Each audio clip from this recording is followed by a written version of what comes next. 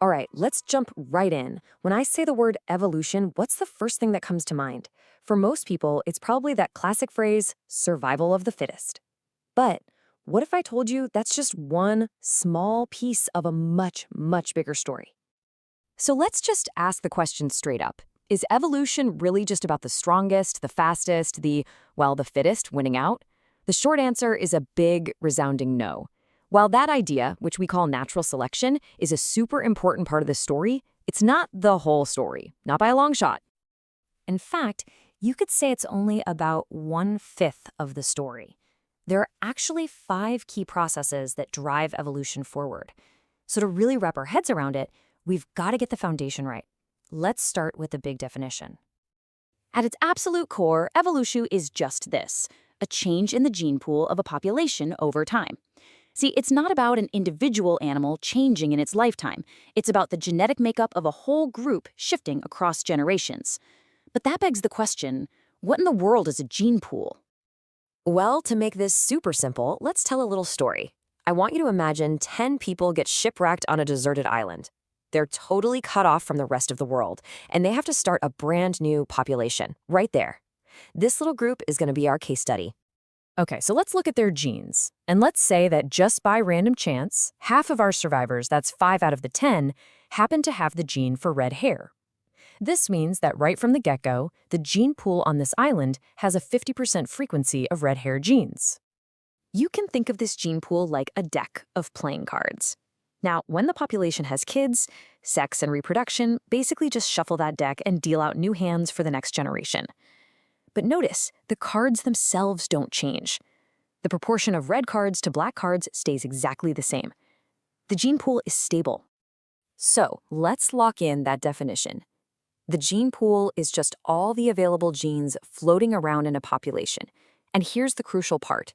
As long as that set of genes and their frequencies stay the same generation after generation, evolution is not happening. But the second that frequency changes, if the red hair genes go from 50% to, say, 60%, or drop to 40%, boom, that's evolution in action. So that's the million-dollar question, right? How does the deck of cards actually change? How does the gene pool evolve? Well, the answer is pretty handy. In fact, it's a fantastic little memory trick that you can carry with you everywhere you go because it is literally in the palm of your hand. That's right, we're going to use the 5 fingers on your hand to remember the 5 major forces of evolution. We'll start with your pinky and work our way across to your thumb. Seriously, once you get this, you'll never forget them. Okay, first up, your little finger. Your pinky.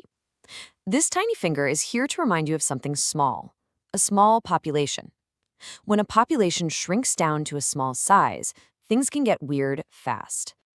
Think about it. Let's go back to our island. What if some random disaster, like a fallen coconut, happens to take out 3 of our survivors, and just by sheer dumb luck, all 3 of them had red hair? In a huge population, that's a blip. But in a tiny one, the frequency of the red hair gene would plummet overnight. Not because red hair was bad, just because of random chance. Next up, your ring finger. This one's pretty easy to remember, right? It's all about choosing a partner. It stands for non-random mating. This is what happens when individuals are selective about who they mate with. So what if on our island, for whatever reason, having red hair was seen as super attractive, and people with red hair were more likely to find partners and have kids? Well, you'd see the frequency of the red hair genes start to climb over generations. The deck of cards isn't being shuffled randomly anymore. It's being sorted. All right, now for the middle finger. I want you to let the M in middle remind you of the M in mutation. Mutations are incredibly important because they're the ultimate source of all new genetic traits. A mutation is like a brand new card just appearing out of thin air and getting added to our deck. You know, if a baby was suddenly born on our island with a gene for, say, naturally blue hair, that would instantly change the gene pool because a totally new gene is now in play. It's the only way to get brand new features. Moving on to the pointer finger. What do you do with your pointer finger? You point. It signifies movement or direction, and in genetics, we call this movement gene flow. This one's pretty simple. If a boat full of new survivors, maybe all with black hair, washed up on our island, their genes would flow into our population. The frequency of black hair genes would go up. And likewise, if all the redheads got together, built a raft, and sailed away, their genes would flow out of the population. So, let's take a quick pause here and look at what we have. These first four fingers, small population, non-random mating, mutation, and gene flow, all have something in common. They can all change the gene pool. They can all cause evolution.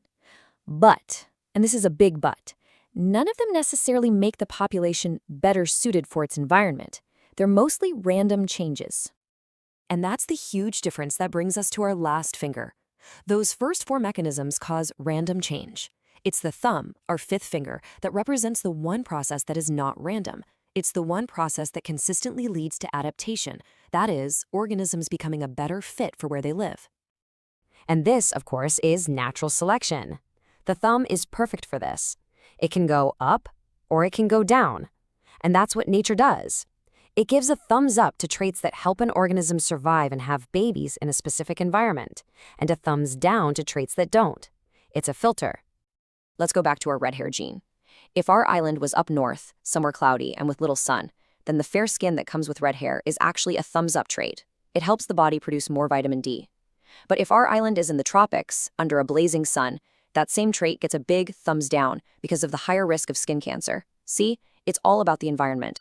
So the next time you look down at your own hand, I want you to remember that it's not just a handy cheat sheet for biology. Your hand itself, your opposable thumb, your unique fingerprints, is an absolute engineering masterpiece sculpted by these very 5 processes over millions and millions of years. And that's really the magic of it.